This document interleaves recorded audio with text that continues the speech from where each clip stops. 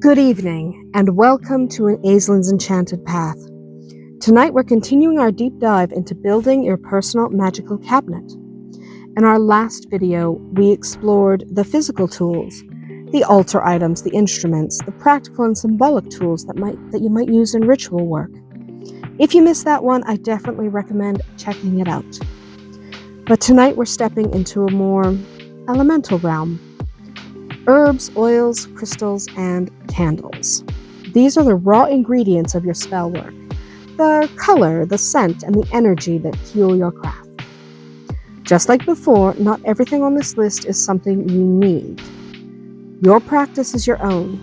Some witches use a wide range of these materials, while others work with just a few.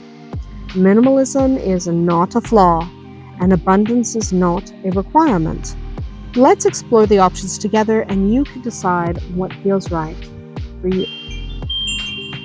Let's start with one of the oldest magical materials in the world, herbs. You don't need to own a full apothecary to practice herbal magic, but building a small collection of dried herbs can be incredibly empowering. Most witches recommend starting with versatile options like rosemary, lavender, sage, basil, cinnamon. Herbs that are really easy to find and have multiple magical uses and can always be consigned to your spice cupboard for your cooking if you decide not to use them for magic. Why you might include herbs? Well, herbs can be burned, brewed, sprinkled, or added to spells. They also taste good in your cooking. They carry centuries of folk magic and natural wisdom. But if you don't do herbal work, or you have allergies, or you prefer essential oils or symbolic representations instead, well, you might decide to skip the use of herbs in your magic. So, pro tip here, store your herbs in labeled glass jars or paper packets and always label them with their magical associations if you're just getting started. That will help you save some time and uncertainty during spell work so you don't make a mistake. Now, what about oils? Well, essential oils and magical oils are powerful tools. They carry the essence of the plant and can be used for anointing candles. They can anoint you, they can anoint tools or talismans.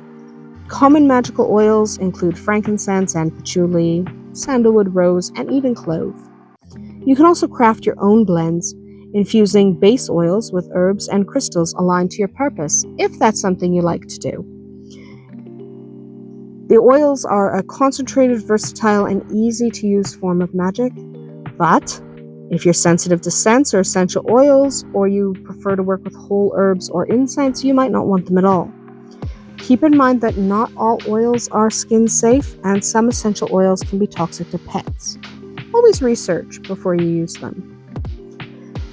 Now let's talk about crystals. Crystals are beautiful, energetic allies that many witches incorporate into their practice. Each type of stone carries its own energetic signature and can be used in spells and meditations, grids, or simply kept on your altar, just to look pretty. Let's walk through a few recommended stones and what they're known for. You might pick amethyst for its peace, intuition, or psychic protection. Bloodstone typically brings courage, purification, or vitality. Carnelian is motivation, creativity, and grounding. Citrine, one of my favorites, is prosperity, joy, and manifestation. Clear quartz is for amplification, or really an all-purpose stone that can be used a lot of the time. Holy stones, also called hag stones, are used for protection and seeing through illusions. Lapis lazuli, another one I enjoy. This is wisdom, truth, and inner vision. Malachite, transformation, protection, and emotional healing are its typical associations. Moonstone is intuition, feminine energy, and new beginnings. Moss agate tends to represent growth, fertility, and earth connection. Obsidian is for protection and shadow work and a little bit of grounding. And then you have onyx, which is strength, self-mastery, and it's pretty good for psychic defense. Rose quartz, another of my favorites, is good for love, compassion, and emotional healing. And turquoise, which I don't use very often, but it is a valid option for healing, communication, and spiritual protection. You might choose to include crystals in your practice because they're beautiful, tactile, and many witches feel a deep and energetic connection with them. You might not want to use them if your tradition doesn't use them anyway, and some witches can prefer something that's a little more nature-based, like working with wood or shells or even bones. Also, ethical sourcing is a consideration. Not all crystals are mined sustainably or ethically. You should know where you're getting them. Now, if you're just starting out, consider choosing 3 to 5 stones that align with your current magical goals to even see if you like working with crystals and stones. You can always add more later, and you can always stop using them. Don't invest a ton of money into crystals and stones until you're sure you're going to make them a consistent part of your practice. Now, candles and color magic.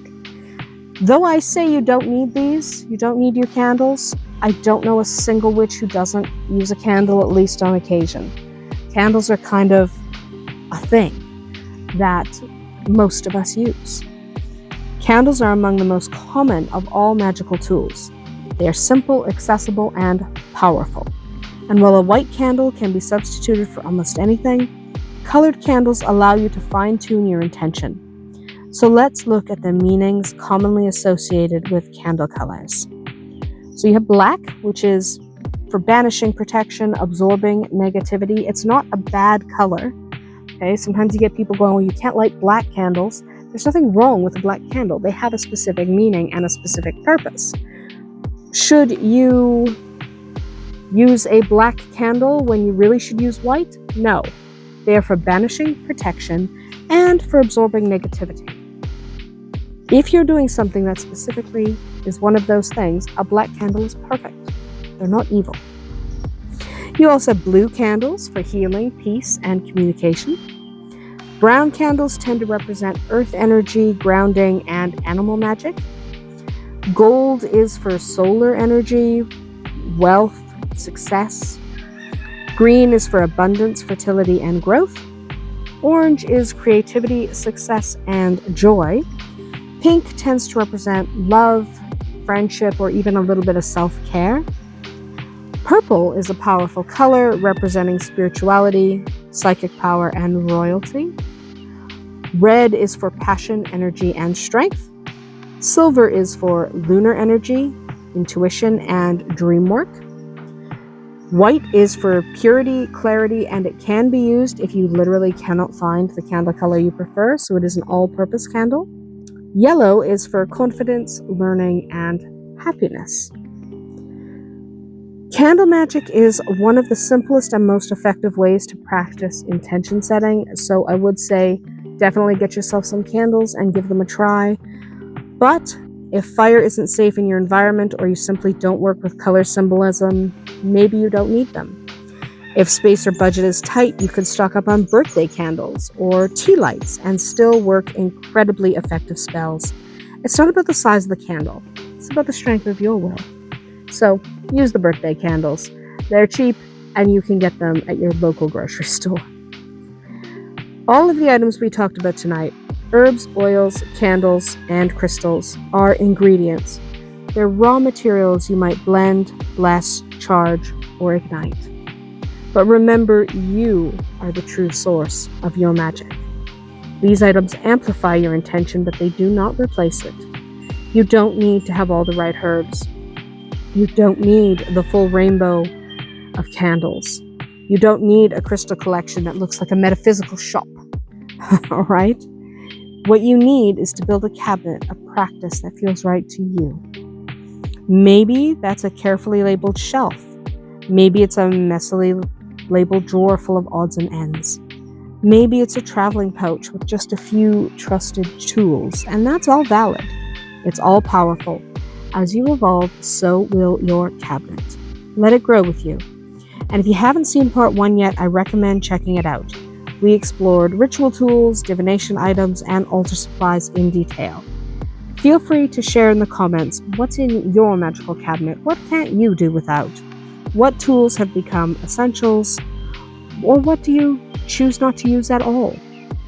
That's about it for tonight, beautiful souls. Blessed be.